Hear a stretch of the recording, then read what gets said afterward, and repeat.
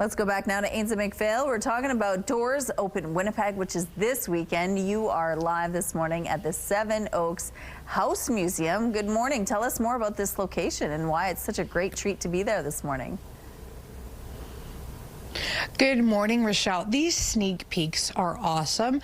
Why is it such a great treat? Well, other than the fact that I'm standing inside of Manitoba history, it's free. These tours, opportunities to walk into these buildings, absolutely free to you this weekend. This building, oldest house in Winnipeg, to answer your question. Kenneth Ingram joins us now. He is the president of the Northwest Historical Society. Thank you so much for joining us today. Tell us about the tour you're going to be doing.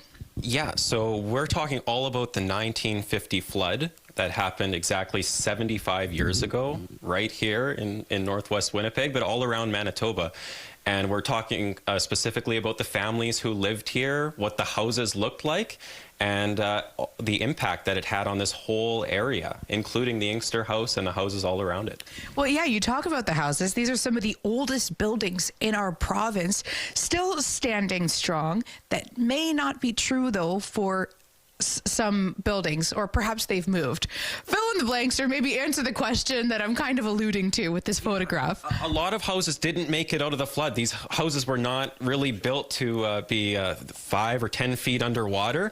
And so some of these, the houses you see here are still there. So some of these will look familiar to people who live near Scotia or live in Northwest Winnipeg, but some of them are no longer there. And in the case of one of these houses, I'm looking forward to explaining exactly where it was moved to, somewhere else in the North End. What he's saying is that you have to come to the tour. You can't just listen to our segment here on CTV Morning Live. Doors Open, what a phenomenal opportunity, whether it is with your experience with Heritage Winnipeg. Why should people take part?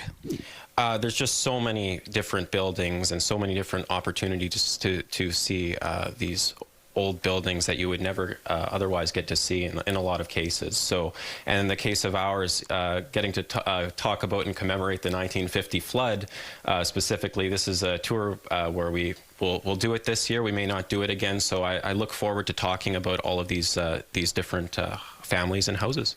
And we look forward to learning about it.